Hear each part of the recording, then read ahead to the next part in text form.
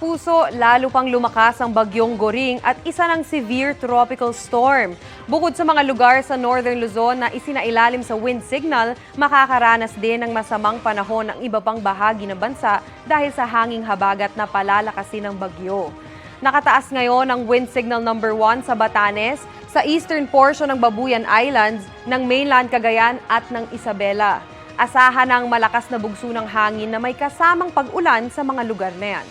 Huling namataan ang sentro ng bagyong Goring sa layong 260 kilometers silangan ng Calayan, Cagayan.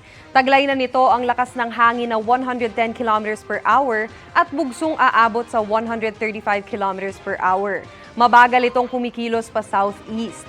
Sa forecast track naman ng Pag-asa, inaasahang magpapatuloy ang pa-southward na kilos ng bagyo saka po yan maglulup o iikot paakyat. Dahil magbabago ang direksyon ng bagyong Goring, posibleng mapanatili nito ang mabagal na galaw. Inaasahan ding lalo pa yang lalakas. Hindi pa rin inaalis ang tsansang maging super typhoon ito. May low pressure area naman sa labas ng PAR at ayon sa Pag-asa, wala pa naman yang direktang epekto sa anumang bahagi ng bansa. Pero sa ngayon, patuloy ho nating tututukan.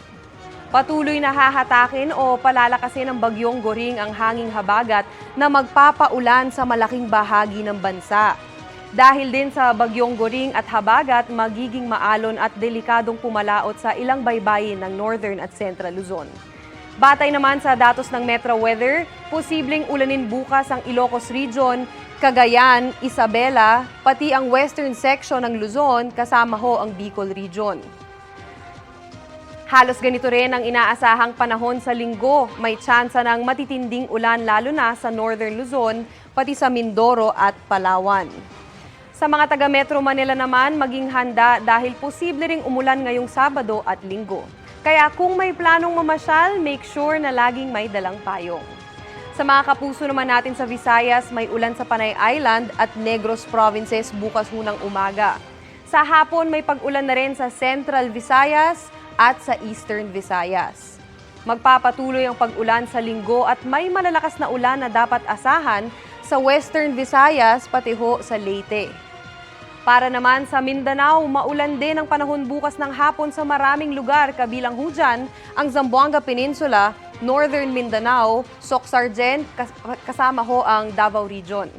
Sa linggo, mas malalakas na ang ulan na inaasahan kaya mag-ingat mga kapuso at yung mga nagkukulay orange ho at red sa ating rainfall map ngayon, ang ibig sabihin niyan ay heavy to intense rains.